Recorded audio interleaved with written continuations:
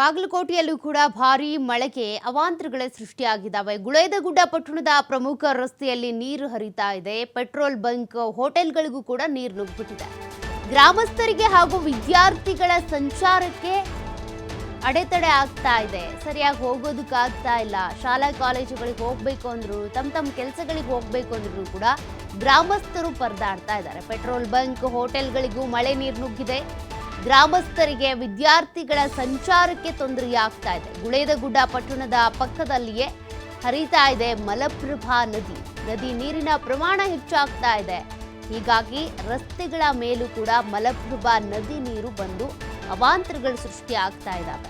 ಸುತ್ತಮುತ್ತ ಇರುವಂತಹ ಗ್ರಾಮಸ್ಥರಿಗೂ ಆತಂಕ, ಭಯ. ಅದೇ ರೀತಿಯಾಗಿ ಸೇತುವೆ ಮೇಲ್ಮಟ್ಟಕ್ಕೂ ಕೂಡ ನೀರು ಬಂದಿದೆ, ನೋಡಿ ಗಮನಿಸ್ತಾ ಇದ್ದೀರಾ.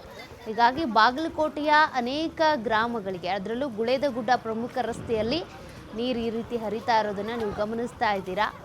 ಮಲಪ್ರಭಾ ನದಿ ನೀರಿನ ಪ್ರಮಾಣ ಮತ್ತಷ್ಟು ಹೆಚ್ಚಾಗ್ತಾನೆ ಇದೆ, ಮಳೆ ನಿರಂತರವಾಗಿ ಸುರಿತಾ ಇರೋದ್ರಿಂದ.